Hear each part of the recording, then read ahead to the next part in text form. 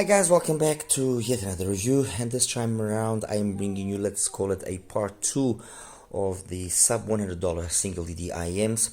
However, all of these IEMs here are not following the more traditional Harman kind of tuning style.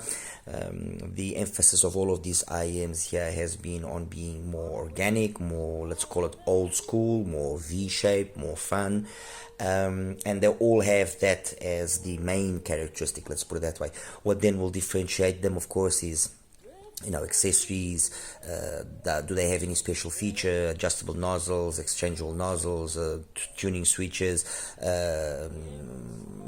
how well is that organic type of sound done, more bass, less bass, more mids, less. That's what basically will then distinguish them then, and of course the price, obviously. What do I have here? I've got 3 IEMs here which are new in terms of I've never reviewed them before, which is the NF Audio RG15, the SIVGA Q, and the RDD Wukong, the Myth. The rest are the SP01 from Rhyme, the Venture Electronics CA. On the top there I've got the WGT1, next to that I've got the XSL X1 Mark IV, the LM version with the exchangeable nozzles, and next to that the Lecture D13. That has got exchangeable nozzles, nothing, exchangeable nozzles, nothing. Before I start, I just want to quickly talk here about the SP01. The SP01, this is the second unit that I got. Why? Because I was told when I did my first review that the unit had exchangeable nozzles, exchangeable or interchangeable nozzles. However, and this sometimes happens, which is I received the packages and the actual wrapping, the plastic wrapping around the box of the IEM has been taken out. It's not there. And when I received the first unit of the SP01, that was the case, and inside everything was in order apparently, but no nozzles. So I got this second set. This one has the nozzles, as you can see here. Oops, there we go. There's 3 sets of them: clear, warm, and balanced. I ended up leaving the balanced, which were the same ones that were present in the first unit, and it's with the balance that they sound the best. So I mean, very much what I said about the SP01 will maintain itself in this review. The SP01 is a very nice, competent sounding IEM. It is.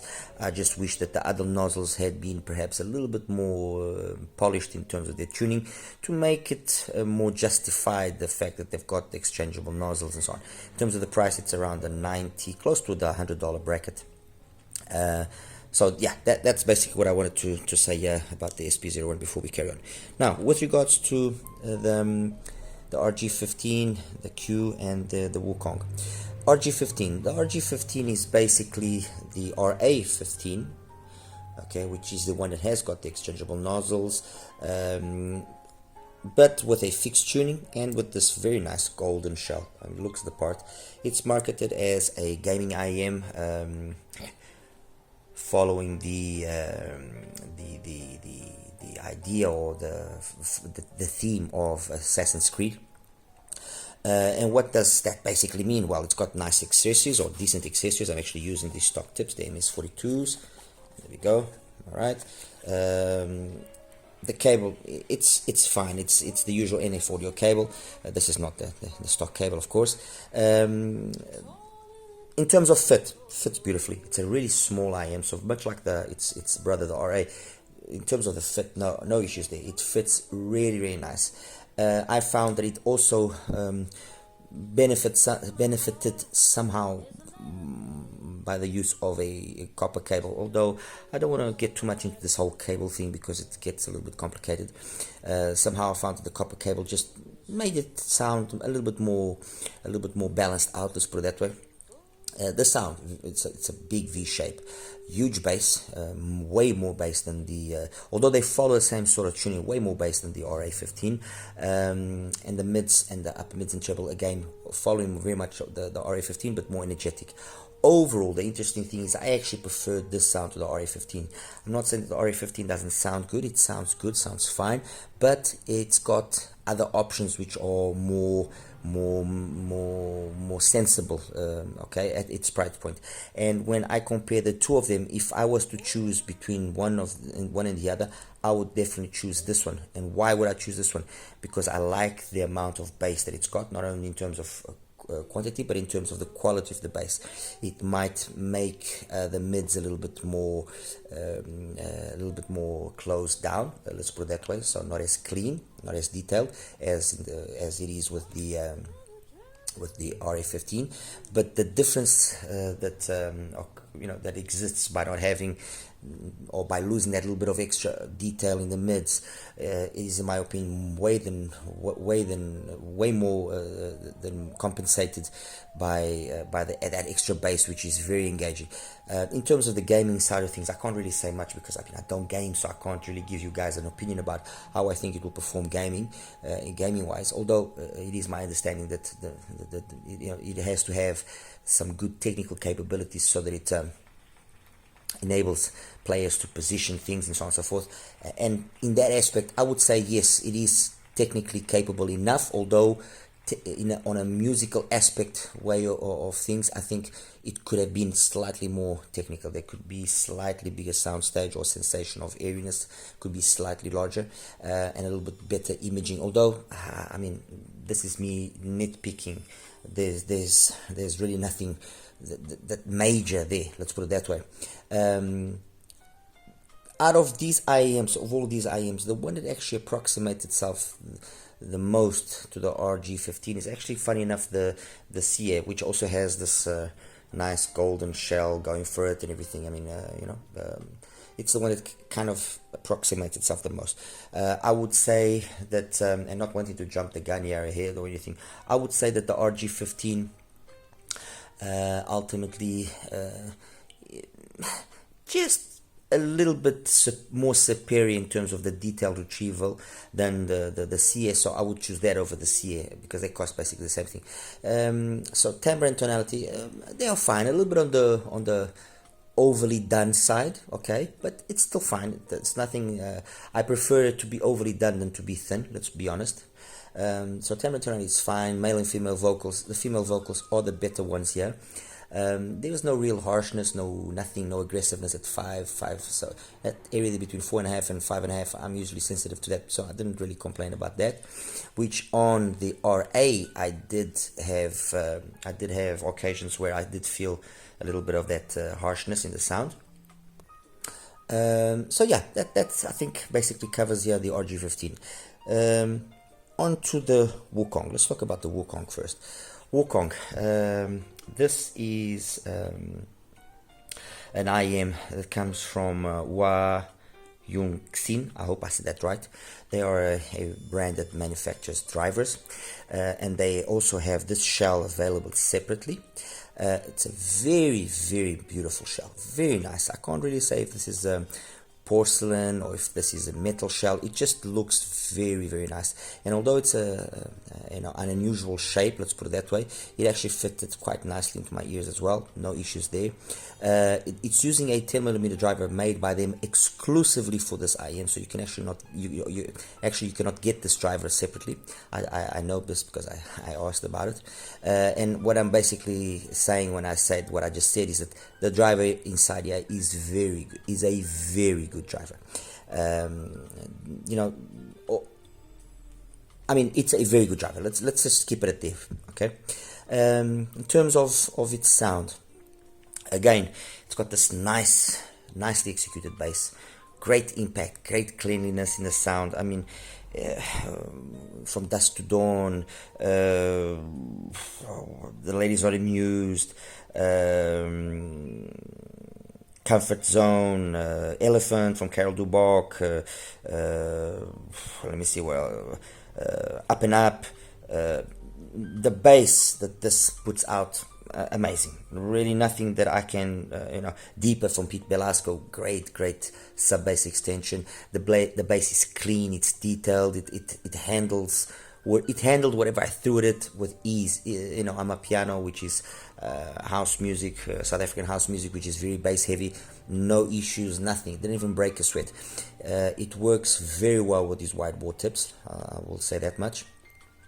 One negative thing is the fact that it's using an MMCX connector. I ended up wanting to change cables, and I used this particular cable here, which is 2 pins, so I had to use this little adapter here.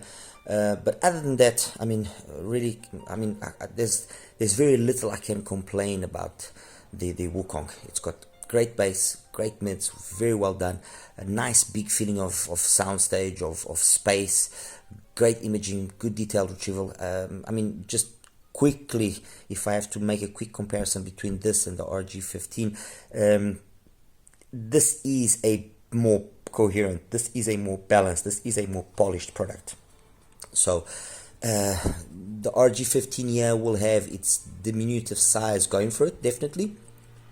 This has the unusual shell, which is beautiful and will, you know, fit quite nicely, although it's got an MMCX connector. But it does have the same sort of fun and engagement that you get on the RG15, but everything is just more balanced, more well done, more well executed. So you take, you take Elephant from Carol Dubach and you listen to one and the other, and this one here will give you a more satisfying feeling. While this one will be a little bit more extra colored, might lead to some fatigue, let's put it that way. But I mean, honestly, as I said in the beginning, all of these IEMs are all highly musical, highly, the fun aspect here is the main thing. They are by no means technical monsters where the less detail is heard, or the less correctness of the instrument is what we're going after. What we are getting here is a fun, organic, engaging presentation. Okay, and in that aspect, the Wukong just ticks all the right boxes. I mean, like I said, treble, it's in the right amount. It's not aggressive. It's not nothing.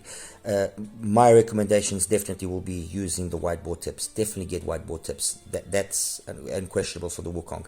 And I guess you could swap the cable out again with that caveat that it's always very subjective, that this cable thing.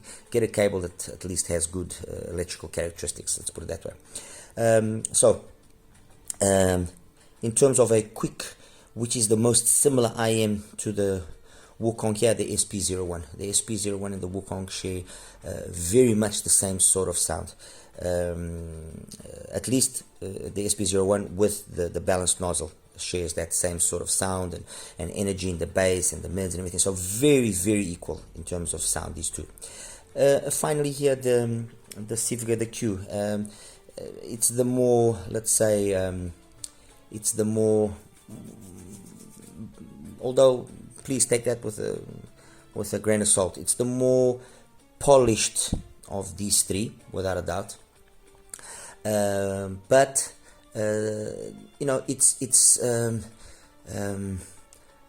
it's one of those IEMs that from the first listen, at least with me, I really liked it. But it's one of those IEMs that I feel might be a little bit more difficult to get a wider audience. I could be wrong with what I'm saying. I could be wrong. I feel people will probably gravitate more towards the RG15 or towards the Wukong than what they will towards the Q. But again, let me repeat. This is just my opinion. Onto what matters, sound. Again, very much the same situation as we get here on the Wukong, at least to my ears and with my music. Great bass. This Beryllium driver being used here is phenomenal. And if there's one thing that I actually have to say that surprised me, was it doesn't have that let's say metallicness that sometimes is associated with some Beryllium drivers. And of course that's down to not only the quality of the driver but also the way that it was tuned. With these stock tips, and this is the stock cable by the way, with these stock tips there is a little bit of a dip there in that 5 to 6.5, 7K area, which might also contribute to that.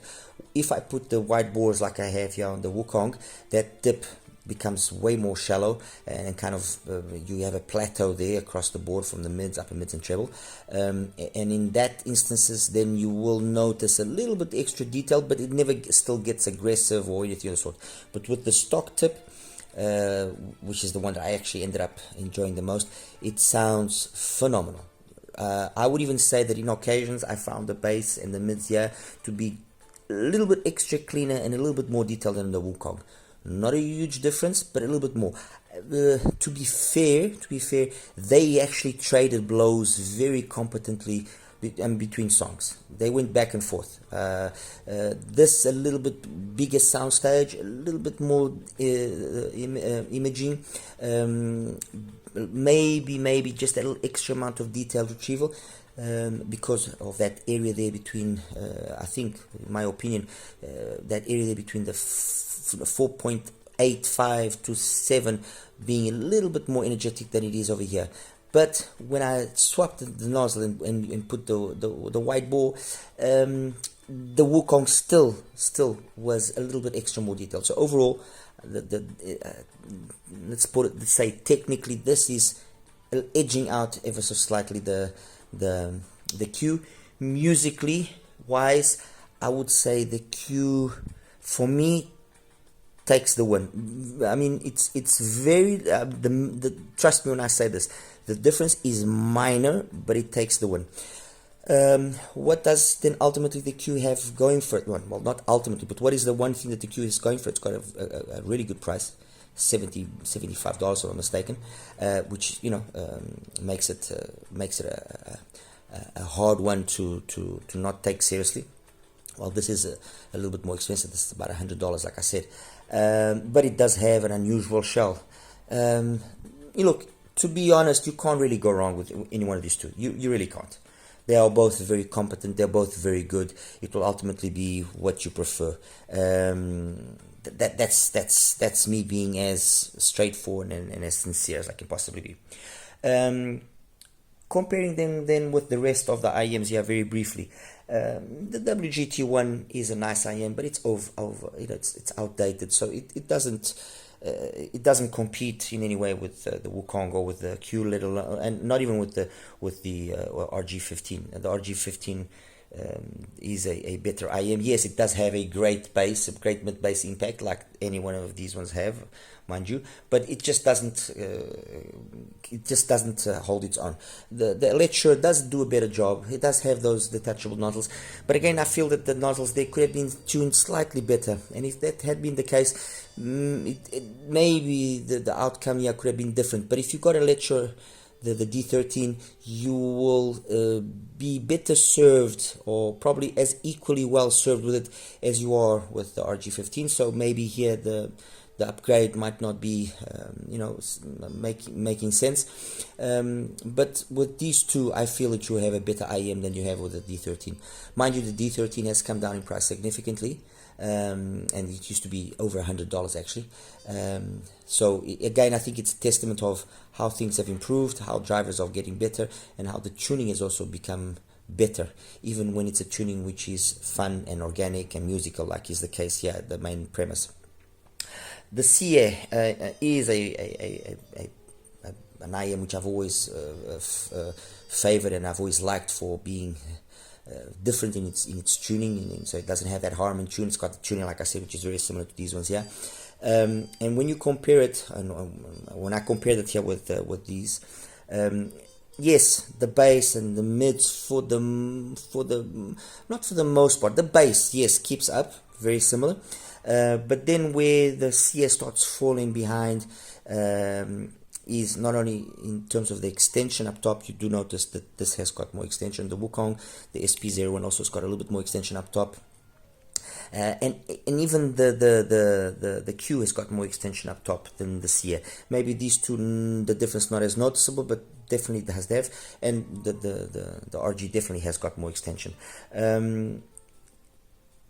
Technically, the CA was never a fantastic IEM. As I said, its premise was to be fun, engaging, musical. But compared again to these in its technical aspects, it's behind. It's just a level below. Having the CA, does it make sense going for these? It's a tough one because, I mean, yes, you will get a minuscule improvement, or you will get a slight improvement, but does that warrant spending $70 or $100 extra to have a similar type of sound? I'm not sure about that. I prefer not to be the one calling that decision. And finally, the XSL, the X1, an IEM which has gone through four variations.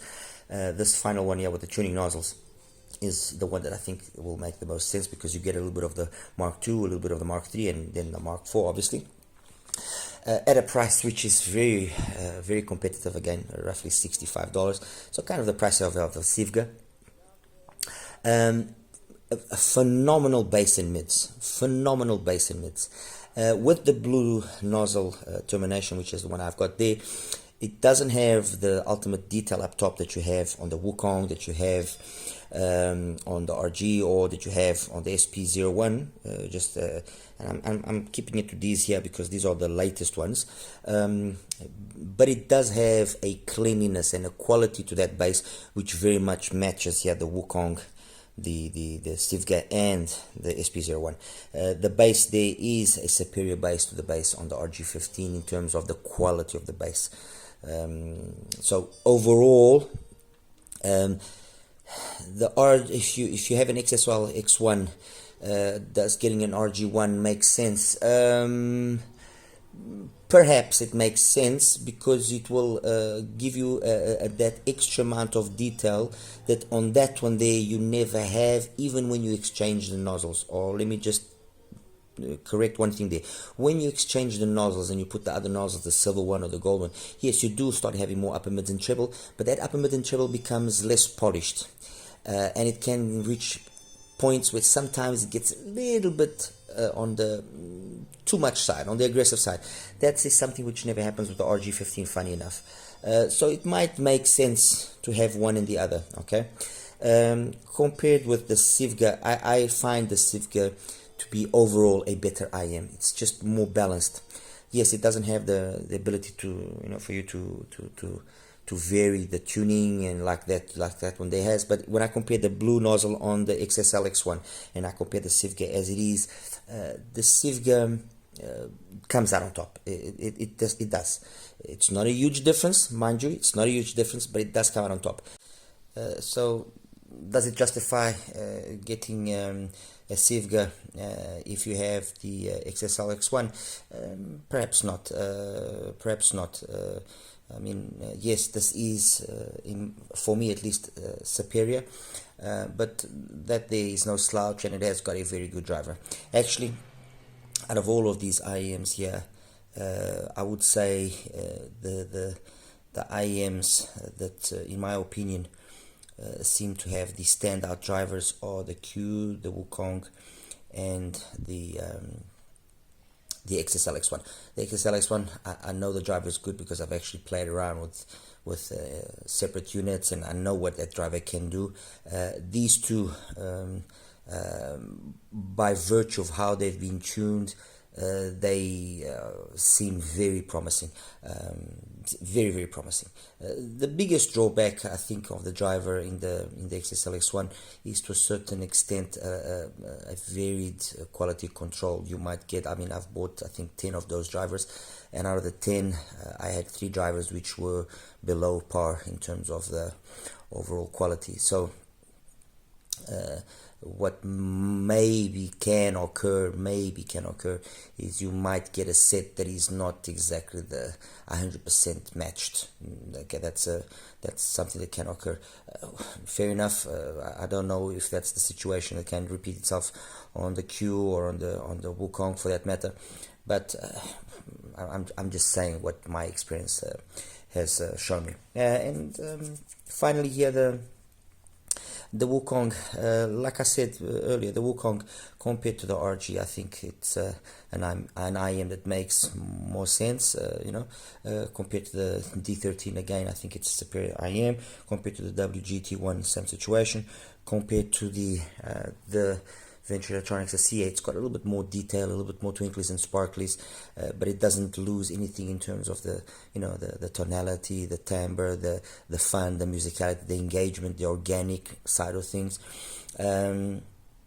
compared to the SP01, very similar. I mean, these two are seriously very similar. When I show you the graphs, you'll see what I mean.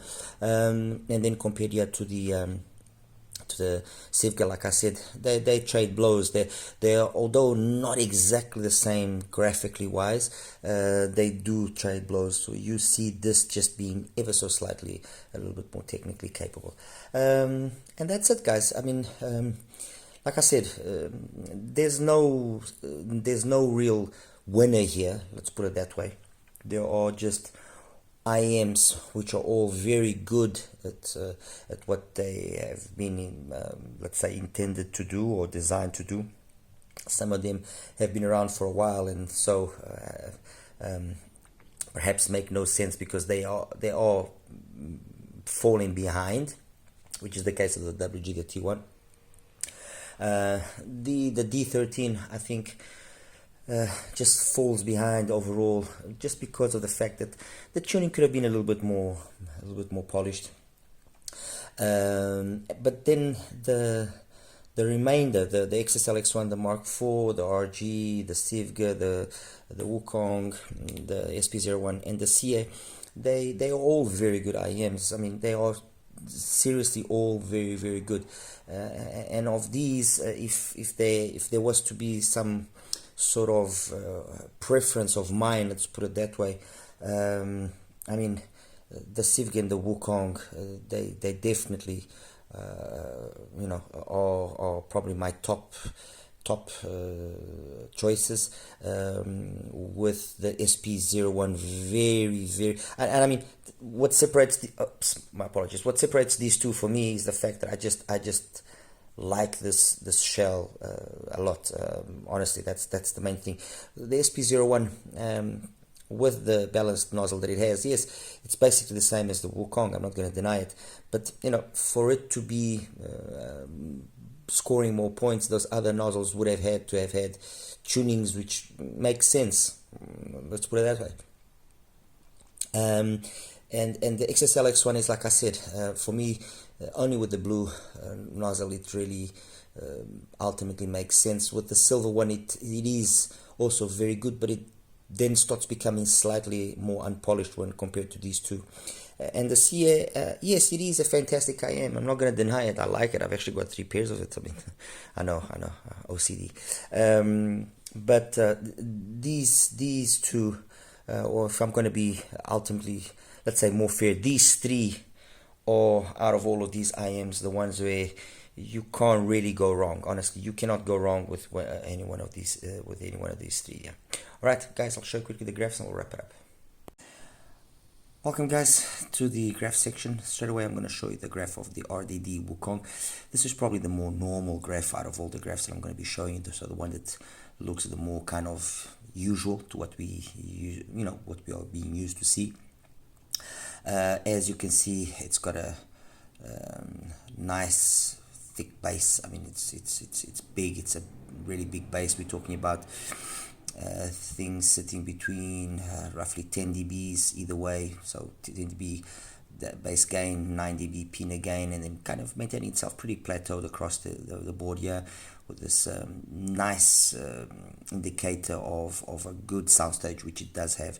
The bleed into the mids exists, but it's I think it's following what they wanted to do, which was make the IEM sound fun, sound organic, sound interesting. So they've been able to do that quite well. So this is the Wukong.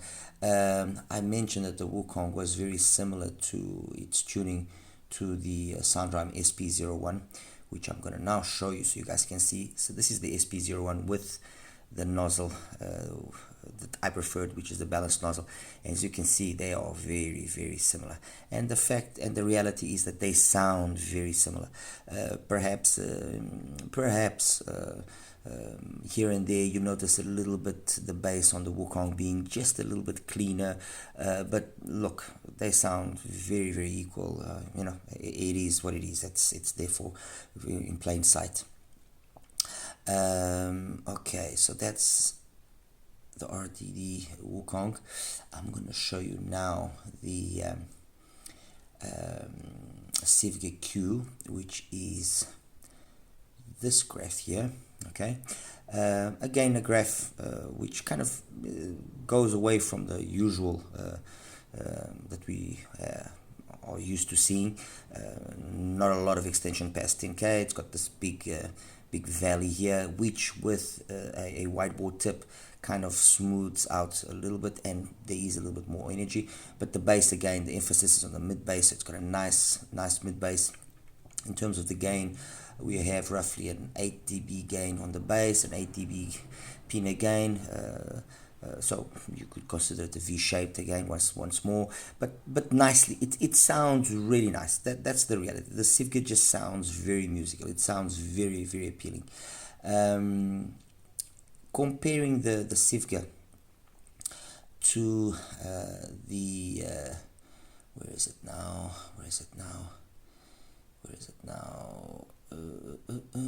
To the RDD, to the Wukong. Okay, this is the Wukong. Let me actually just change the color here of the Wukong so it can stand out a little bit more. Made it green. Okay. And as you guys recall, I said that they sounded very similar, and it is. I mean, the bass is very similar. You do notice that the Wukong's got a little bit more detail here in this treble area, this upper mid to treble area. There's a little bit more detail, which is slightly reduced when you change the tip on the SIVGA on the Q. But then the Wukong, again, the RDD has got a little bit more that 3D feeling. Okay, but ultimately the truth is they sounded very similar. They both sound very good. That's the reality. I mean, it's as simple as that. They sounded both very good. So I've shown you now the RDD. I've shown you the SIVGA. Gonna show you now the RG15, which is this one here. The RG15 compared to the RA15, this is the difference. Okay, so the RG's got significantly more bass. We're talking about a difference here in the bass of roughly 6 dBs, a solid 6 dB difference. From 50 hertz down, and slowly diminishes itself at 100 hertz. The difference is about 3 dB, so still noticeable.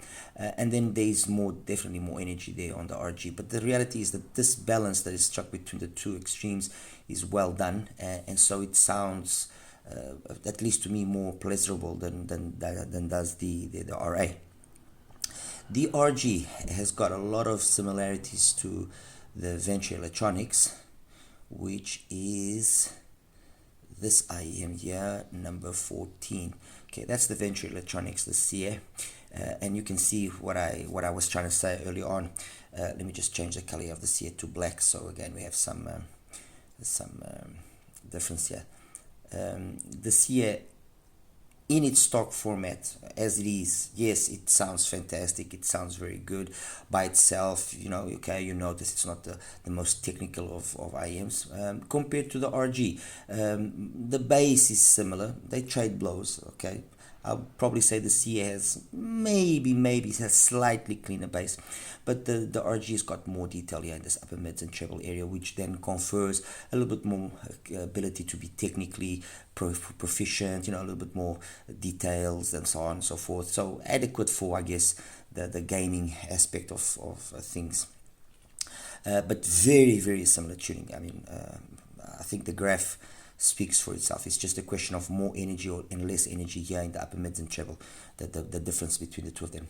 And that's that, guys. So let me just quickly take here. This is the RG15 from NF Audio. The one I'm going to put up now next is going to be the Sound Rhyme, the SP01, just for, again, a comparison here so you guys can see. Okay. Interestingly enough, you don't notice such a big difference as the difference that is shown here. There is occasions where you will notice that the one is more energetic than the other, but for the most part, this difference here is not as noticeable as what the graph would lead you to believe. Okay, sorry, this one, it's not this one. I want, no, the Venture Electronics, I don't want, oh my God, where did I put it? Ah, here it is. I want the RD. Okay, so this is the Wukong, and let me change the color of the Wukong, so make the color of the Wukong purple so it stands out. So that's the Wukong with the RG and the Q number 15. So put the three main IEMs of this review together so you guys can see the difference.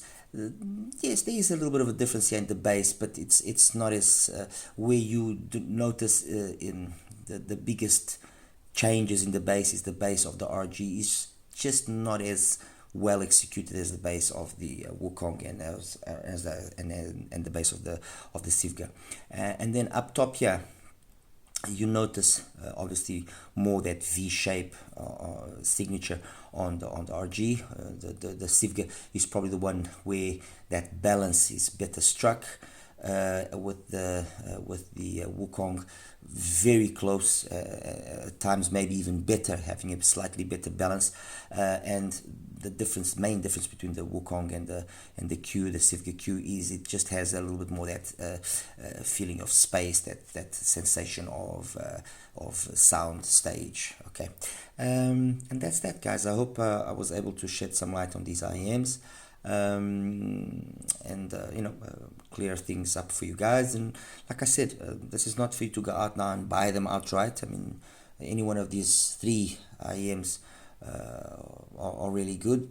The two standout ones for me obviously are more the Wukong and the SIVGA, the Q. The RG, I just feel it's not ultimately on the same league. The other one, which is a really good IEM and really competent, is the SP01 from Rhyme, which I've just placed the graph up now, and as you can see, again, very similar to those other two. Oh, and the other one which I was mentioning earlier and I just didn't talk too much about, well, I didn't even show the graph, is the XSL X1, which is XSL X1. It's this one here. The XSL X1, when, for example, I take the Rhyme and the Rhyme, here I go again with the Rhyme. When I take the SIVGA and I compare it to the SIVGA,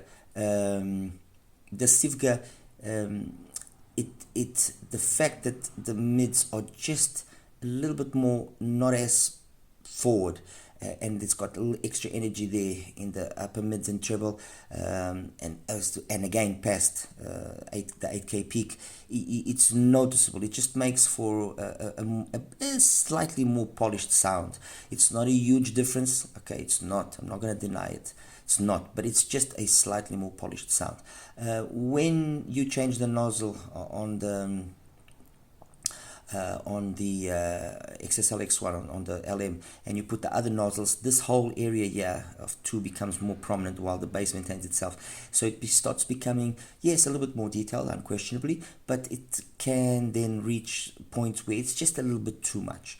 And that's it, guys. Like I said, questions you might have or anything of the sort, please let me know, and I'll do my best to reply. You take care now. Bye bye.